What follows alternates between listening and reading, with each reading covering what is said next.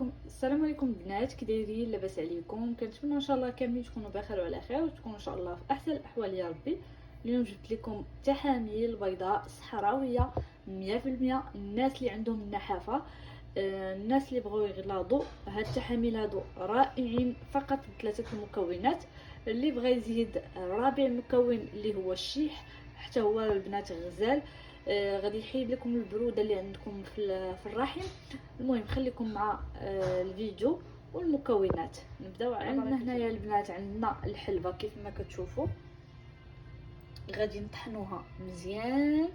عندنا هنايا ذروه ديال الجمل وعندنا الثوم. كيف ما كتشوفوا البنات عندنا هنايا الحلبه، ها هي عندنا مقدار ديال 2 معالق كبار.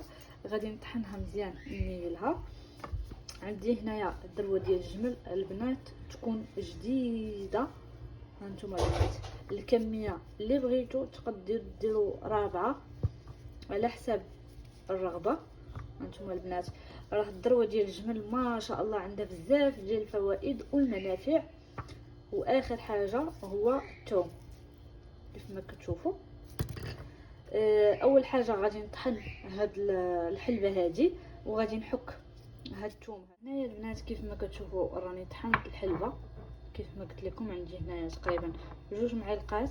هنايا قطعت الشحمه مربعات صغيورين، وهنايا ثومه كركوبه ديال. دابا البنات غنجيب هذا الاناء هذا، غادي ندير فيه الذروه ديال الجمل وغادي نديرها في نار مهيله حتى تذوب ونرجع معكم. هانتوما البنات كيف ما كتشوفوا الشحمه بدات كتذوب.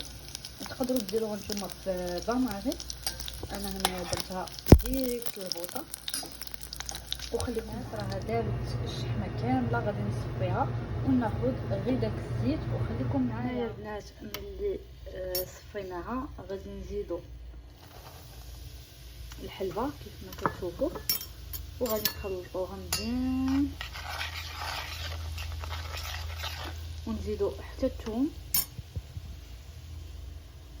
البنات قلت لكم اللي عنده الشيح حتى هو يديرو، حتى هو زوين. شي معلقه ولا 2 معالق كبار. البنات غنبقاو نحركوا فيها حتى تجانسينا المكونات مع بعضياتها ونخليهم حتى يشدوا في راسهم وعاد نكملوا الوصفه.